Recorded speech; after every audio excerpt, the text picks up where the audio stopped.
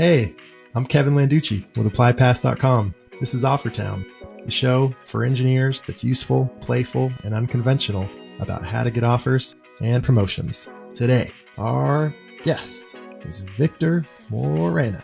He's launched over 11 startups. He's an expert interviewer. He's interviewed hundreds of engineers.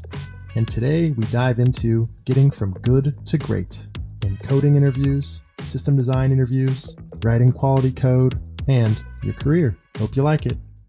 Ladies and gentlemen, I am honored today to announce our guest from Florida, a co-founder, a fractional CTO, a tech lead, an engineer above the senior level, a two-time FAANGer, an interviewer of hundreds of engineers. He's swole, but he's also got a swole brain. Victor Moreno.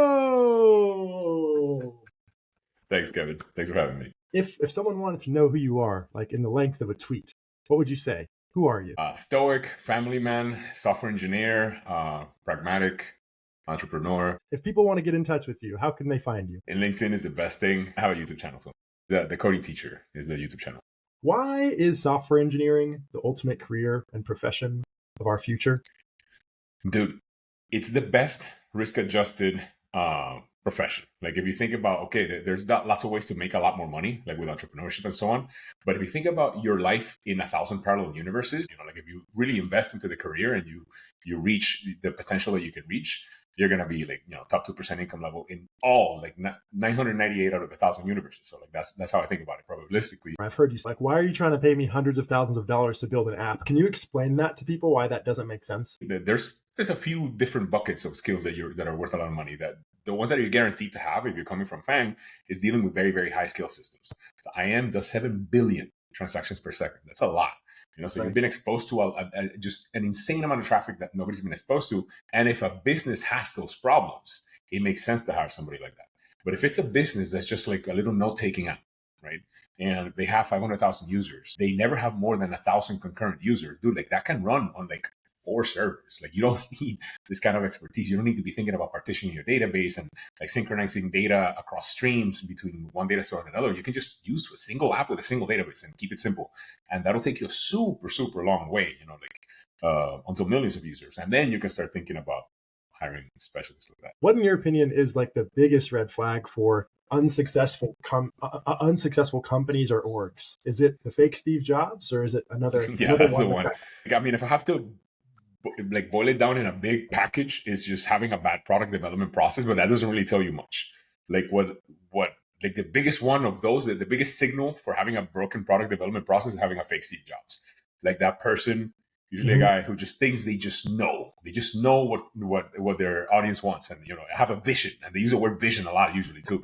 It's like, oh my God, dude, like that company is screwed.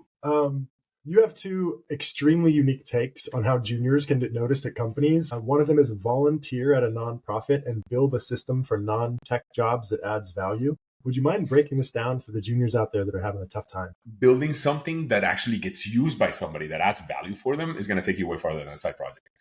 So like after 2008, after the financial crisis, like I had a work experience that didn't translate well to traditional jobs. Yeah, I was in financial programming, and I basically got kicked out of the profession, and I had to become a teacher for a while. And how I got back into the profession was by doing that type of stuff. So like at the school, I built a bunch of like data ingestion systems to connect one system to another that they didn't have those integrations, and I built them. I built like little internal web apps and stuff like that. That type of stuff that adds value to the business. You can claim work experience, you can put it on your resume, and you just put jargon around it, streamline this process, streamline that process, automated this, automated that. And now you have a real resume, dude. That's not just toy projects that nobody uses. Boom. So you have a blog post talking about how like Jedi engineers and junior engineers, they take the same approaches, but with different results. Around like your 2nd to your 5th year of your career, you start like hearing about all these things, like design patterns and this and that. And then you kind of lose sight of what you're supposed to be doing, which is delivering value to people, to end users. And then you put that first, and then you start judging the quality of software and systems by that. How many design patterns are used? How many are solid principles are obeyed? Does it not, single responsibility principle not obeyed here or there? All these things. Does it use inheritance properly or composition properly? And you forget about what you're doing, which is delivering value to actual customers. And that you sort of get lost in the middle of your career like that until somehow, experience brings you back.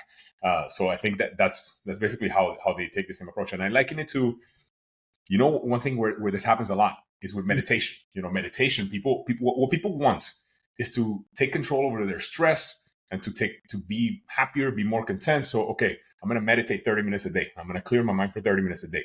And then they don't really have any more, they don't really become any more stoic. They don't really have any better control of their emotions. They don't really have any more contentment, but they're doing their 30 minutes a day. And even though they're not advancing toward their actual goal, the method, the prescription to achieve the goal becomes the new goal, and they forget the old goal. So that's what I think happens with a lot of programmers in the middle of their career. I forget who said this, but another post that you had was about code cleanliness. And I think it was like, it's better if you look at code cleanliness on the macro level rather than the perspective of individual functions. A lot of times, and a lot of these books that talk about code cleanliness, they tend to focus on an individual function. And then they suggest, clean code goes and straight up says, the first rule of functions, they should be short. The second rule of functions, they should be shorter than that. Something like that. I'm paraphrasing, but it's something to that effect, right? So and then in the examples that they write, functions are 1 to 3 lines. I think that's a mistake. That's counterproductive because, each individual function is easier to understand. And then the string of the original code, which was 100 lines, might be, easier to understand. I don't think it actually is at the end of the examples. I don't think it actually is easier to understand. But maybe it is. Let's say that you think it is easier to understand, but that's a 100-line example. What happens in a code base with 50,000 lines and you need to come up with 10 times as many names for things as you otherwise would have, right? Just the space of names that you need becomes super unwieldy and very difficult to reason about. And then furthermore, what happens is with every execution path, every API has an entry point, right? The ideal situation is that you enter the API and you can read top to bottom. Sometimes that results in code that's too coupled. So sometimes it's not doable. But then the worst thing that you can do is have code that where one file calls another one, calls another one, calls another one, calls another one, calls another one, calls another one. And then you have a linked list of 11 files to understand when a guy added something to a cart. It's like, dude, come on. That's insane, So if you could restructure that a little bit and start with the big code, start with the big spaghetti, and then just break off chunks of that and have it like a 2-level tree, that tends to be a much better approach. Nice. Great engineers. Sometimes they aren't able to showcase it in an interview. What's going on? My hypothesis is that they don't really know what they're missing, because I talk to some people that are fantastic, that are super, super, truly knowledgeable, and I follow their content on LinkedIn and whatever. And the other day, one of them was talking about how he couldn't pass a Microsoft interview. And dude, the questions that they gave him were softballs. One of them was traversing a tree and he couldn't do it. And this guy's a true, legit expert in browsers and the DOM. The guy writes content that's super fantastic. I'm constantly learning from him. And then he can't traverse a tree. Dude, it just takes about 10 hours of maintenance a year for you to be able to do that level of ease of lead code. And you should just invest it, man. It's like if you're a basketball player and you can shoot 65% from the 3-point line, but then you get winded running down the court because you're 500 pounds. There's things that you got to have so that you can showcase that experience, so that you can get the job, so that you can tackle the bigger challenges that they have working on something like freaking Office 365 on the cloud or Google Docs. Those are serious challenges that are much better for your career and much nurturing for your career than working on a little SaaS app where people, just add to-do items and a glorified to-do app. I don't think that they think they're not good enough. At least some of these guys that I have in mind. Think that they're not good enough? I think that they really? That's not part of it. No, I think that they and there's another guy that has written a bunch about this, and he talks about a great engineer, he calls them real engineers. A real engineer can't have a big tech job,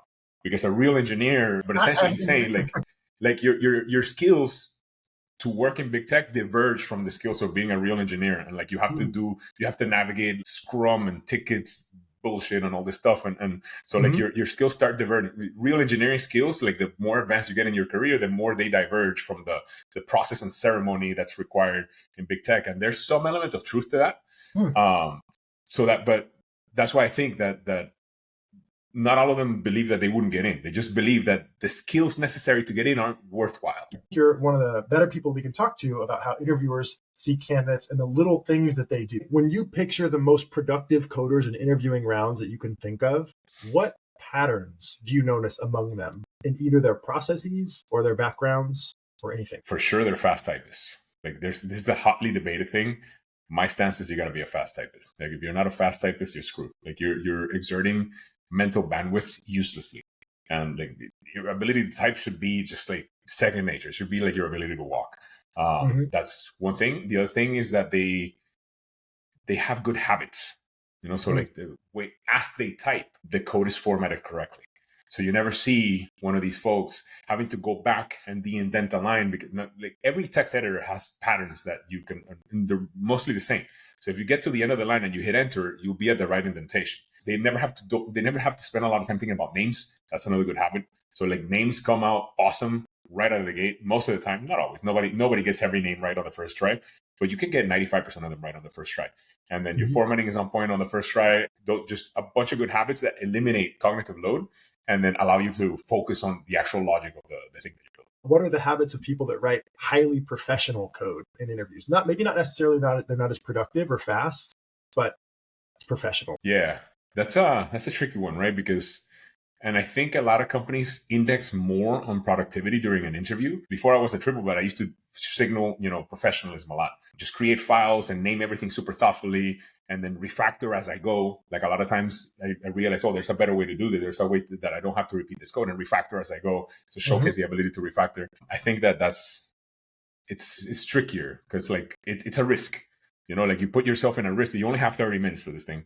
You put yourself in the risk of not getting far enough and not completing the exercise, not solving the problem. And at the end of the day, a lot of companies, TripleByte wasn't like this, but a lot of companies are very binary in terms of did they solve the problem or not? And if they didn't, you're almost guaranteed to be screwed. Talking about behavioral interviews for a second, you're an Amazonian, and at Amazon they have this famous LP interview. Do you think Amazon has the trickiest behavioral round out of all the tech companies? I don't know, man. I haven't done a Google. It's pretty intense. Google doesn't really care about your behavioral round. Like they kind of lob questions at you. It's conversational. Amazon seems pretty aggressive, pretty fast paced. Recently, we disqualified a guy. Like I wanted that guy, dude. Like wanted him on my team. He was super chill, super cool, but like his LPs he didn't say nothing. Like he didn't say anything worthwhile, for the job level that we wanted. I'll say it's the most specific behavioral round in tech, and I would die on that hill. I think if people come in prepping for a normal behavioral round and make it the LP round, it's funny because when I did 2 years at Amazon, then left and did a year and a quarter at Noom, and then came back, and I'm about to hit my second year at Amazon. But when I was interviewing to leave the first time, I interviewed a bunch of companies. And I would reach the final round, and it's like, dude, nobody's asked me a question to see if I work hard. Come on, like, what is this? What is going on here? So coming from the Amazon mindset, it's like, dude, it's important. Like, the attitude is important. Dude. It's not just about what you know and like what you can do in a 30-minute coding round. Like, attitude is like 50% of the equation, if not more. That's an underrated idea in tech. Yeah. You don't hear that a lot. There's one of these famous like thinkers that says, who needs talent when you can have intensity? If you're not, if you're not John Carmack, right, which none of us are, right, you can still produce a lot just by being intense. Work hard and focus, and that can take you a long way. You wrote about this in one of your blog posts. Is there a story that you can think of from your past that you maybe used specifically to help you get better just by comparing yourself to somebody who had different strengths than you? So there's one particular guy that I work with at Noom that he did things that before I met him, I would have thought were impossible. So like he single-handedly like refactored like 130,000 line code base and made a big difference. And after a year, I went back and looked at that code base, and I'm making some changes for A/B tests and stuff. And I was like, holy shit, this is so much easier now. Like nothing is breaking, and like just like one-man army of solid, disciplined effort can actually move mountains if given enough time. What did you do differently after watching him do that, like Herculean task? A lot of times what happens when you have a Herculean task in front of you is you want to plan and you want to invest on the highest ROI thing, and then you get caught for months in the decision-making cycle and talking about it at a high level the conversation is super intangible, and it's difficult to reach consensus because people don't really understand what you mean because you're talking in the abstract instead of showing code. And the best approach is just go in and do it. Go in and start making small changes that you're super confident. If you're deleting 10,000 lines of code and modifying 2 and keeping the same functionality, that's probably a good change. So like that type of stuff, just do the incontrovertible, like unquestionable stuff. And actually, on this topic, Kent Beck recently wrote a book called Tidy First, where, he basically says this, there's a bunch of tidyings, like they're not refactors because they're very small. They're little tidyings that when you see them, nobody would disagree that it's an improvement. So just do those, right? I think Tidy First is a fantastic book, totally worth reading, but you can do a little bit more. You can do a little bit more than those tidyings and have huge, huge, huge effects. And that's what I learned from seeing him do that. What are maybe 1 to 3 patterns that you can think of, the first ones that come to your mind, that great system design candidates do? They practice the ability and the skill of technical communication often. They're always discussing technical ideas verbally. And that really shows, because at the end of the day, system design is super subjective, and you walk in there not knowing, like, the person opposite end of the table, the reality that nobody will tell you is they're going to have a bunch of opinions. Half of them are wrong, and they're going to judge you against those opinions, right? Mm-hmm. Unless you can defend yourself. Like, dude, like, you come to an Amazon interview and you start talking about SQL databases, you're not going to leave the best impression possible, because we hate SQL in Amazon. We use DynamoDB. DynamoDB is our horse, right? So that's the one that we believe in. In lots of other companies, you go and you start saying that you're going to use NoSQL, you're going to use DynamoDB, and they hate you. It's like an instant red flag, right? So there's going to be, at the opposite side of the table, there's going to be somebody with a bunch of strongly held opinions that you don't know. So what you need to be able to do is articulate very well why you're choosing what you're choosing. And if you do that, like, even though they disagree with your choice, they'll be able to respect your reason. What you can't do is go into a system design interview and not be able to do this. One anti-pattern that I can tell you is when people say bad justifications. They're almost like memes for things. I'm going to choose a relational database because the data model is relational. I have these 2 things that I need to normalize them. And it's like, dude, like, you can do that with any database. So that's a horrible justification. To say that data model is relational, there's no such thing. And a lot of people say these anti-pattern answers all the time. Or they will say, like, oh, SQL can't scale. Also bullshit, like, completely not true. There's a bunch of, there's Spanish scale, cloud spanner. There's a bunch of alternatives nowadays that can. It sounds like the anti-pattern answers are too absolutist. Yeah, absolutist is can be okay if you're right. Like, if you don't want to use COBOL, right? Yes. I think we could probably all agree on that, right? Like, it's an I don't want to use COBOL, right? Because I just don't want to. Right. And it sucks, right? Like, I don't think anybody, many interviewers would object to that. But if it's a point of contention, is it one of those that's hotly debated? Don't be absolutist, because whatever absolute thing you say about it is going to be wrong. Even if your justification is it's what I know and what I'm comfortable talking about, that's way fine. Better than making an absolute. You'd be okay with the candidate saying, what I'd like to do here is use 100%. NoSQL because I'm the most confident with that. 100%. Yeah. Wow, that is so cool. Because, like, if you're a good interviewer worth your salt, you're looking for strengths. So you don't want to put the candidate on the spot and impose an opinion. Like, every app can be built with every data store, right? So you don't want to put the candidate on the spot by imposing opinions on them in areas that they're weak, because then you're just forcing them to fail, basically. And if you do that, you're kind of an asshole. So you should give them the opportunity to succeed. Yes, it's your job to find signal in the candidate if you're a good interviewer. Absolutely. Yeah.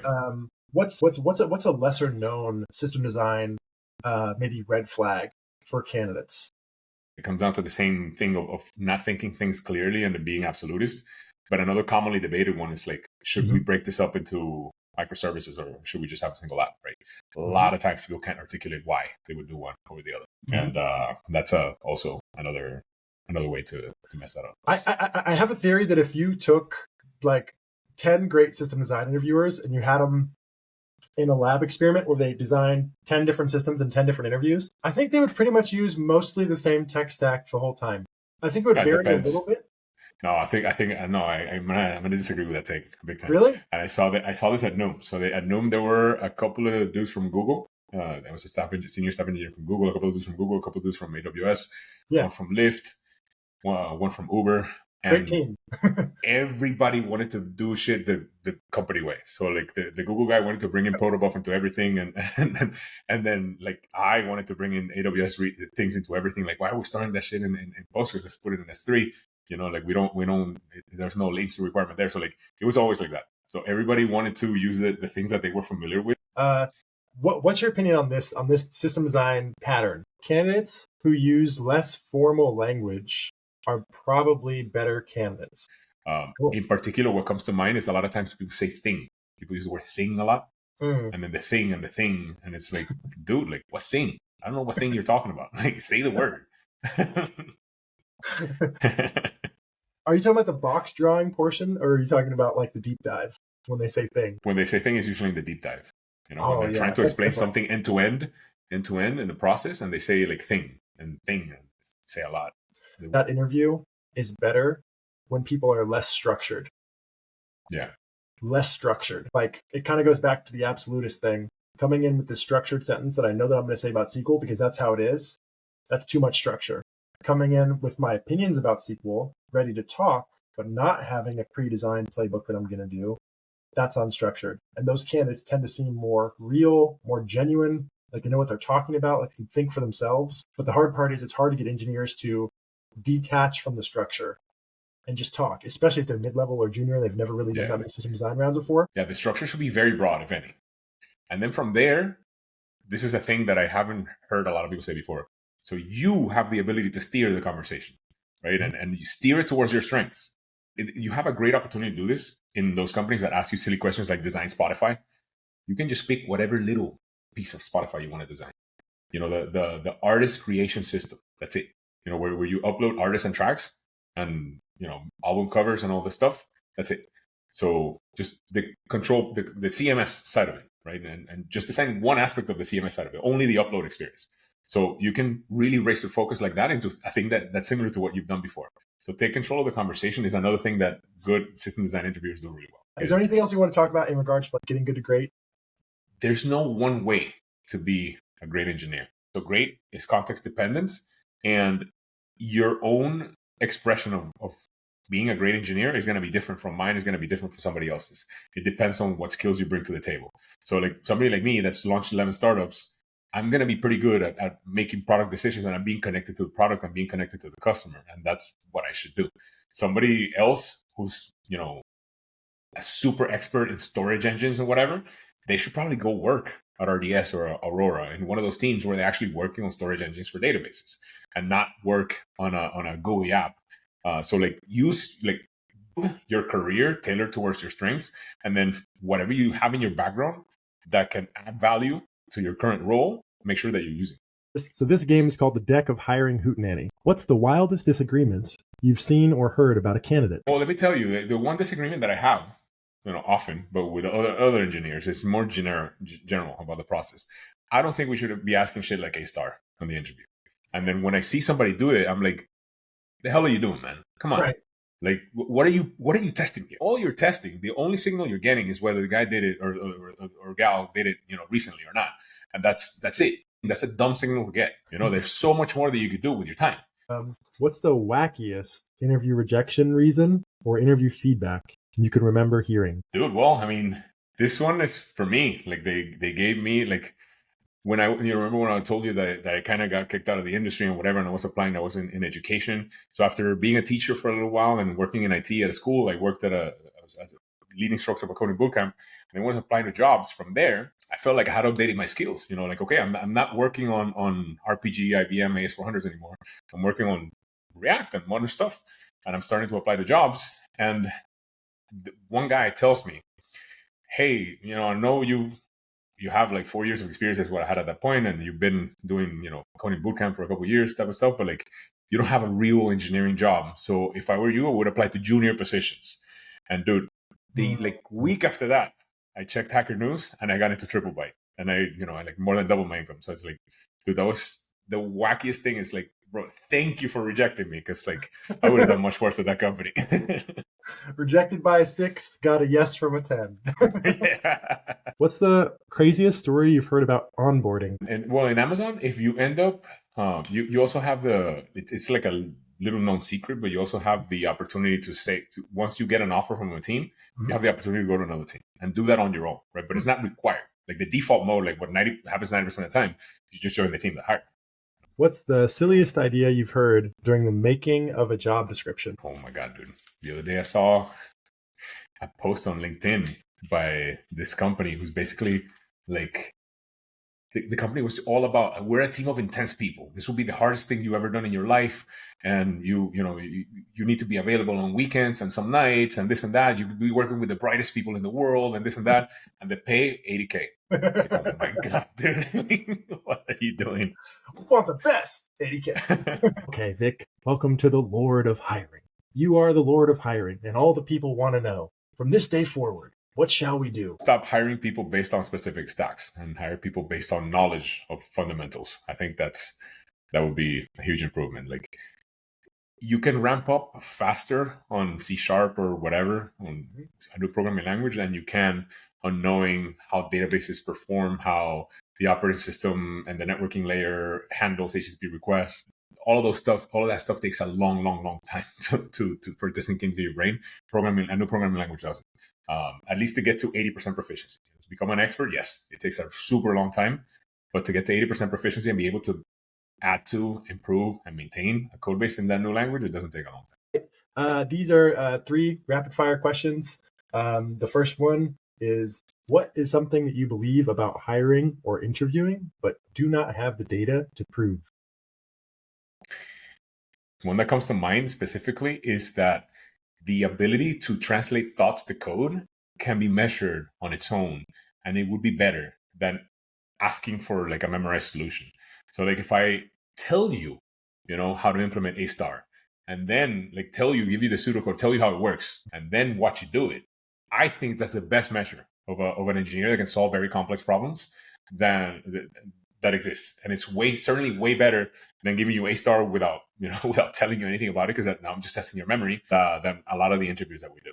I think that would be, if I had the time and power and authority to experiment with that, that's definitely an avenue I would chase. What in hiring or interviewing doesn't matter as much as it seems? Dude, like knowledge of specific systems. So I see people grinding like memorizing like a design Twitter and a design Spotify and a design whatever newsfeed and design this and design that. Look, no man, like forget about that. Build stuff and be able to practice your technical communications. Forget memorizing the facts of what they say in a build Twitter YouTube video, and just practice your technical communication so you can articulate why behind your choices. Don't make blanket statements, and actually build stuff so that you actually have the knowledge to defend some of your opinions.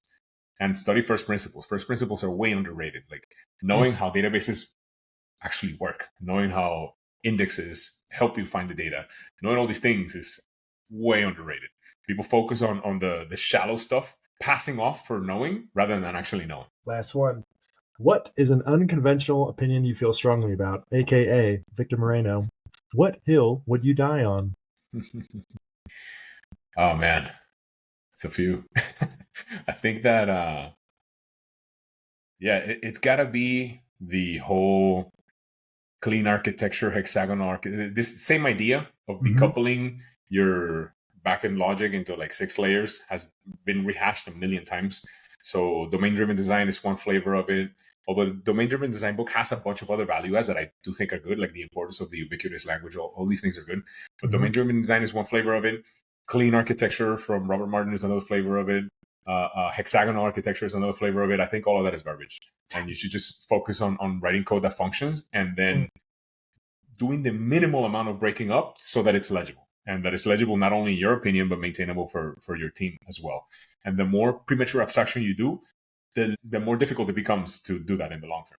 You have these individual components that are like tangled balls of yarn, but because it's so difficult to see the end-to-end flow of the entire system, you can never refactor that ball of yarn and pull some parts out into here, some other parts into here. Whew. All right. We've reached the end of the show, and it's the ritual on this show for the guest to do the sign-off. So it doesn't have to be long. You don't have to thank me. Please don't thank me. You don't have to thank the show. Just leave the engineers that are watching with one more idea, and then we'll wave goodbye.